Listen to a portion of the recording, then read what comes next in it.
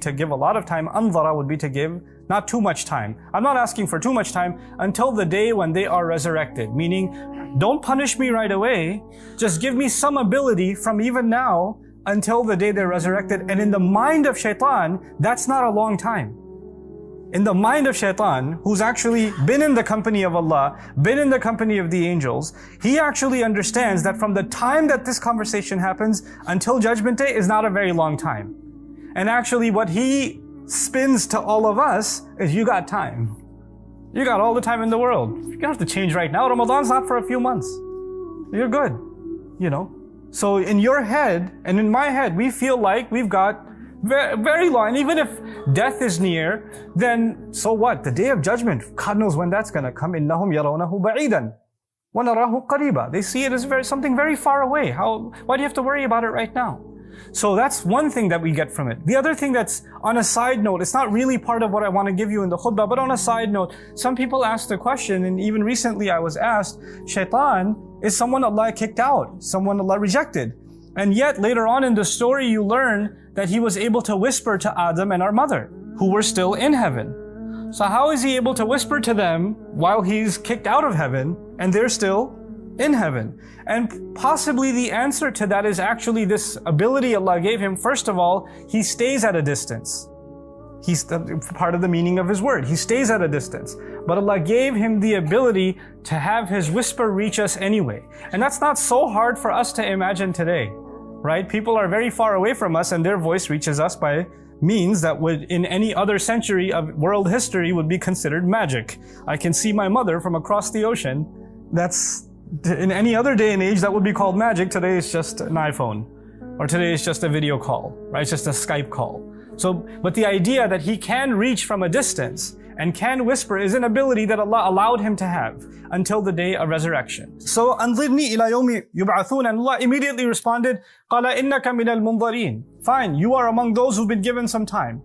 I'll let you have some free space, from some free roam to operate within that space. The other thing here is, why did he ask for time? He knows punishment is coming.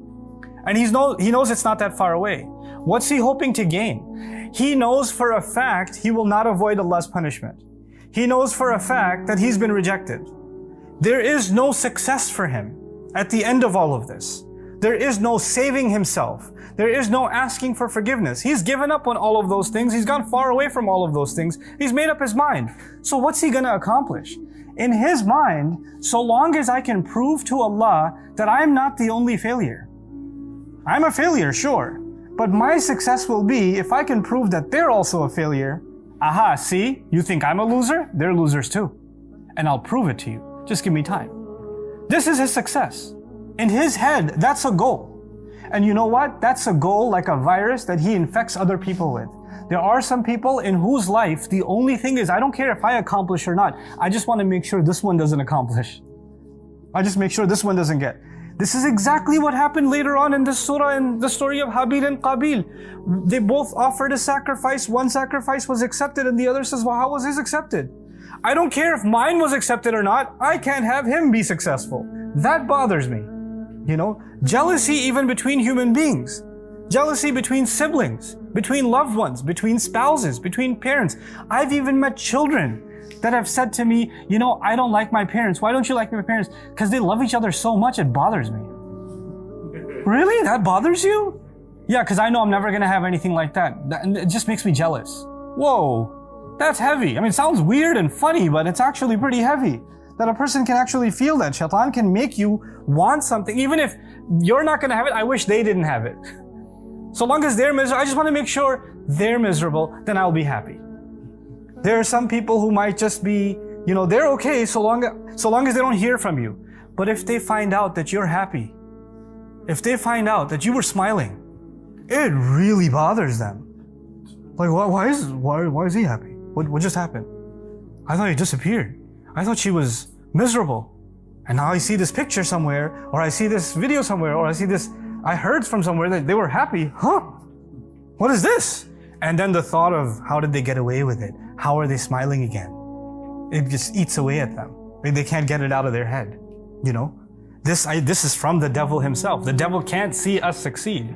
And so he tells Allah, give me time and I'll prove my case. But then what he said, it's so loaded that it's not going to be done in one khutbah.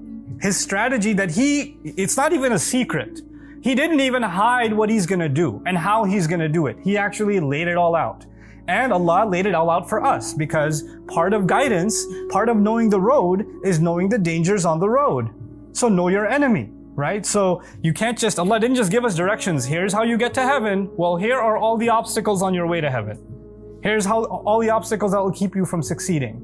And here's your enemy waiting for you. So he says to Allah, قَالَ فَبِمَا أَغْوَيْتَنِي. And it is only because you made me turn the wrong way. This is what he says to Allah. It is only because you made me turn the wrong way. Who does he blame? Allah. This was your scheme. This was your plan. You knew it would bother me that Adam is made from dirt, and you messed, because you're all knowing, you messed with me anyway, and you made me sin. It's your fault, not my fault. You got me into this. You did this to me. You just don't like me. You have it out against me. You're the one who cursed me. You're the one who doesn't want me to be forgiven. And because you did this to me, I'm gonna do this to these human beings that you love so much. So the first part of that is blaming Allah. And because in his response, you could see, first he refused to do sajda. That was a distance away from Allah.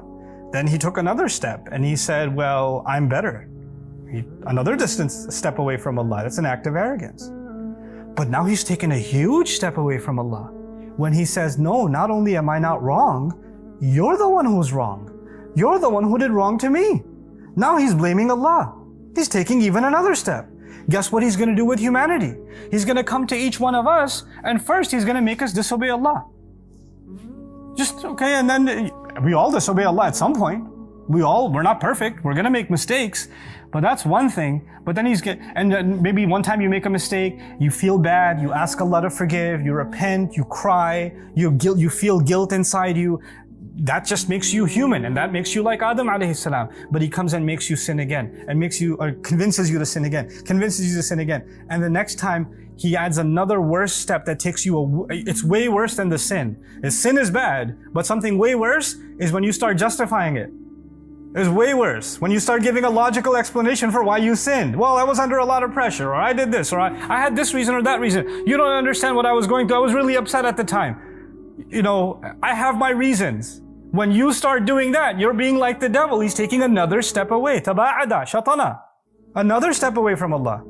But the worst of it all is someone keeps going down a road of sin, and then when you say, why are you going down this road? You say, Allah wants it this way. If Allah wanted, I would have been a better person. I don't even know why He hates me so much. God just doesn't like me. What has He done for me? And you find people that have now drowned themselves in sin, now speaking about Allah in that way, exactly the step-by-step procedure shaitan took to take another step, before he's an infinite number of miles away from Allah. This is taba'ada. And all of this out of his rage. Fueled by the fuel of this vehicle is his rage. So he will want that for humanity. أتذكر يوما كنت تعانق دمعة الفكر تناجي الله في صدري وترجو رحمة تسري فعاش القلب وإخلاصا وصرت تحيم كالطير تحلق في ثقافات